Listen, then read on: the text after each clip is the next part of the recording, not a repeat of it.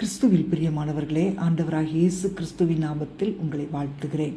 உபாகமம் 16:17 அவர்கள் கர்த்தருடைய சந்நிதியில் வெறும் கையோடே வராமல் அவனவன் தன் தகுதிக்கு ஏற்றபடி காணிக்கையை கொண்டு வர வேண்டும். தேவனுடைய பிள்ளைகள் அவருடைய ஆலயத்துக்கு வரும்போது வெறும் கையாய் வரக்கூடாது என்பது அவருடைய கட்டளை. கர்த்தர் தம்முடைய பிள்ளைகள் அவருக்கு நன்றியுள்ளவர்களாக இருக்க வேண்டும் என்று எதிர்பார்க்கிறார்.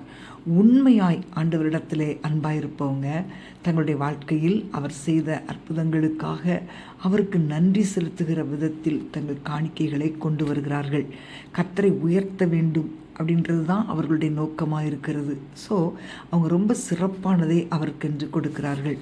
ஆகவே கர்த்தருக்கு கொடுப்பது கட்டாயத்தினால் அல்ல, அவருக்கு நன்றி செலுத்தும்படி உள்ளத்தின் ஆழத்திலிருந்து மனப்பூர்வமாய் கொடுப்பது. அன்பான தேவனுடைய பிள்ளைகளே, உங்களிடத்தில் பணம் இருக்கும்போது ஆண்டவருக்காக கொடுப்பது ரொம்ப சுலபமான காரியம். ஆனால் தங்களிடத்தில் இருந்தாலும் இல்லாவிட்டாலும் தேவனுடைய ராஜ்யத்திற்கென்று உற்சாகமாய் கொடுக்க முன் வருகிறவர்கள் ரொம்ப கொஞ்சம் பேர் தான். மனப்பூர்வமாய் கொடுப்பதின் நிமித்தமாய் அவரை சந்தோஷப்படுத்துகிறார்கள். அவரும் அவர்களை மனப்பூர்வமாய் ஏற்றுக்கொள்ளுகிறார். பிரியமானவர்களே, நல்ல உள்ளத்தோடு உங்களுடைய காணிக்கைகள் மற்றும் தசம பாகங்களை கொண்டு வரும்போது கர்த்தர் அதை சுகந்த வாசனையான பலியாக ஏற்றுக்கொள்கிறார். உங்களுடைய வாழ்க்கை அவர் கொடுக்கிற ஆசீர்வாதங்களுக்கு சாட்சியாக மாறுகிறது.